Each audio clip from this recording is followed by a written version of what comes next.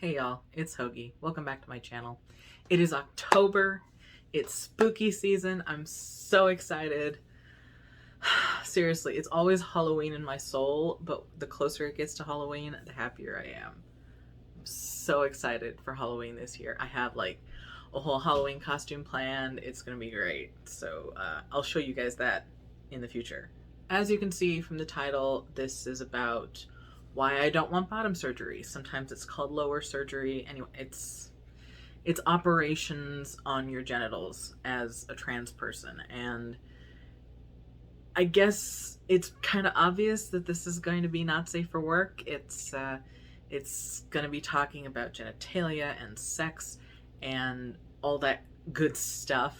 So definitely don't watch this in front of anyone you don't want to, weird out. But let's just get into it.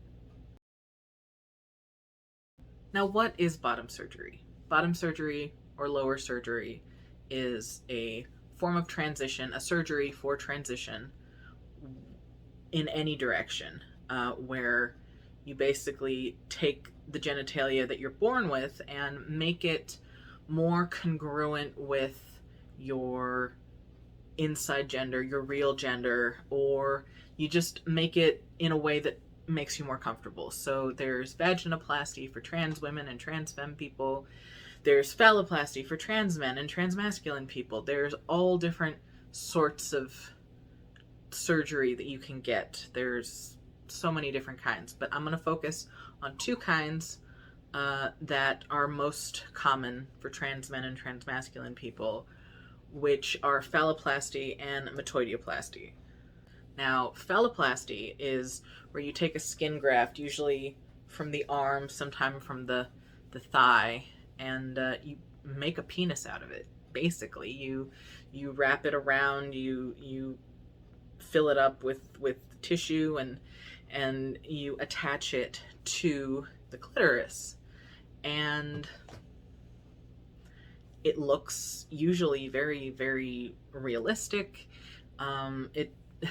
It really depends on the surgeon. I mean, that's for all transition surgeries. It really depends on your surgeon regarding how good your results are going to look. But they make a penis out of skin graft, and they connect it to your clitoris, and you usually are able to pee out of it. It's very realistic looking, and the only thing about it is you need a pump to get an erection, because the nerves and the blood vessels are not the same as a cis man's, so you can't actually get it up without help. And some people consider that like a deal breaker. They're still working on more advanced procedures. Surgeons are learning new things. They're experimenting with new things to try to make it more realistic and more sufficient. Then there is metoidioplasty, which is a little bit less invasive. You don't take a skin graft or anything. You work with what testosterone has given you, whatever lower growth you have. They will detach some of the ligaments to make it more freestanding so that you can get a more prominent erection. And this doesn't give you any more length, so penetration is sometimes not really possible, depending on how well T has gifted you in the lower growth department. You usually don't get more than 3 inches on testosterone, and that's like a really positive one. That's one that's a really good one. Most people get like an inch of growth, but you can get up to 3 inches. Anyway, they release some of the ligaments so that it's more freestanding, and what they can do is they can do urethral lengthening, where it connects it so that you can pee standing up, and that's a lot less invasive than the phalloplasty, but you still get the benefits of being able to pee standing up. There's all types of surgeries. There's a long recovery. You have to wear a catheter. It's a lot, and it's one of the reasons why I really don't want to have to go through it if I'm not super invested in it, if I'm not like desperate for it. I don't want to have to go through all that aftercare. that brings us into the reasons why I don't want bottom surgery. Now, there are 4 main reasons, and they're all kind of linked, but when it comes right down to it, it's not worth it for me, and I'll explain why. First off, I don't really want a dick. Like, I've never had lower dysphoria to the point where I feel like I'm missing something, where I feel like there's something that should be there that's not. And for the longest time, I thought that I couldn't be a trans guy because I didn't want a dick. And obviously, that's not true. There are plenty of trans guys who don't get bottom surgery. But I'm perfectly fine with whatever testosterone decides to give me. In fact, I've said it before. I'm looking forward to whatever testosterone decides to give me. I'm happy with having a micropenis. It is perfectly fine with me. But the idea of actually having a dick, like, it's not something that I even think of. It doesn't enter my mind where, like, oh man, I wish I could do that. I wish I could have that. Like, I don't even really need to pee standing up. I feel like that would be a great benefit of having a penis, but it's not something that I feel like I need to do.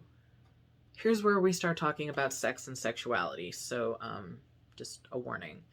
The next reason is that I really enjoy penetration, sexually wise. Like, I'm a virgin, but I know what I like. So I'm very, very into penetration. And the idea that I would need to get rid of something that I really enjoy is not, like, it's not something that I'm interested in doing at all. And I know it's like, well, you have another hole, but also the way that the clitoris and the Skene's glands are constructed in your body, it's not like they can lengthen the G-spot, and I do have a G-spot. I know I do. You can't really like make that farther back. So the idea that I would have to give that up just to ease dysphoria that I don't really have is just not, it's not something that I'm interested in. Now, this is kind of getting a little TMI, but I have IBS, irritable bowel syndrome. I've had it since I was in high school. It's awful. I hate it. But one of my fears is that if I were to try anal stimulation, anal penetration, it would affect my IBS. It would stimulate my IBS. And that's just, the thought is so abhorrent to me that might happen to me trying to have sexy times with somebody. Like, I can't, I'm not into that shit. I'm not into it. It's not something I'm interested in. More power to you if you are, but it's very much not in my wheelhouse. The last, and I guess the biggest thing for me, is that I've mentioned this on my channel before, but I have sexual dysfunction. I've always had sexual dysfunction. I have never had an orgasm in my life, and it sucks. And I've done many things to try to fix that, and I have talked to many people, and I'm working with people to see if we can resolve this issue. It's based on medication, it's based on dysphoria. There's like a lot of stuff that's affecting it. But when it comes right down to it, I've never had an orgasm. It freaking sucks. But I have this very specific technique and very specific formula that I go through when I'm having fun times. And it works as well as it possibly can. It gets me as close as possible, and I have a very, very good time with it. It doesn't mean that I don't enjoy masturbation, because I absolutely do. It ends on a whimper instead of a bang. I have a great time, and then suddenly I'm done. My body is done. It's like, you need to stop now. Anyway, I know my body pretty well, and I know what I like, and I know what works for me. And I want to keep doing those things as much as possible, and I want to keep that formula, and I want to keep what I know works at least as well as it possibly can. And so the idea of changing things up is not something that appeals to me. And I guess that ties into everything else. I don't want anything besides what I have. I don't feel that need. I like what I have. I enjoy what I have. And it doesn't seem necessary for me to have anything else. I guess there's one surgery that I would like, and that would be a hysterectomy, because it's getting pretty bad in the US for people with uteruses, and I'm kind of paranoid. I'm paranoid that something awful is going to happen, and Roe v. Wade is going to be overturned, and something awful is going to happen to me, and I'm going to get pregnant, and I'm not going to be able to terminate it. And that can't happen. It can't happen. I will die. Like, I will unalive. It's not even worth thinking about, because I can't get pregnant. I can't let it happen. Now I have an IUD. I do have an IUD, but that's not 100%. And I'm on testosterone, but that's not 100%. So there's always the chance that something awful could happen. And if they take away the ability to get birth control, then like I can't even get an IUD anymore. And then I'm stuck. And no amount of contraception and prevention is going to prevent me getting assaulted. You know, there's always that chance that something awful could happen, and I can't risk that. So I would really, really like to get a hysterectomy. I know it's probably not going to be covered by my insurance. Nothing trans related is covered by my insurance. But it's something that I would like to get after top surgery. I have one fear, and that is that by not getting bottom surgery, by not getting phalloplasty specifically, that I won't be seen as attractive to men, because I'm a gay man and I'm interested in men and sexual relations with men. And I fear that there's a lot of transphobic gay guys. There's a lot of transphobic bi people too. It's something I worry about, that like they are gonna want me to have a specific formulation of genitalia that I do not have and will not have. And it worries me.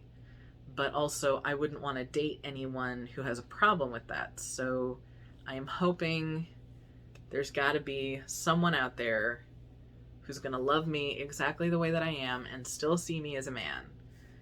I know he's out there, or they're out there. I am up to polyamory. I'm very ambivalent on that. If I fall in love with multiple people and they're all cool with it, that's fine.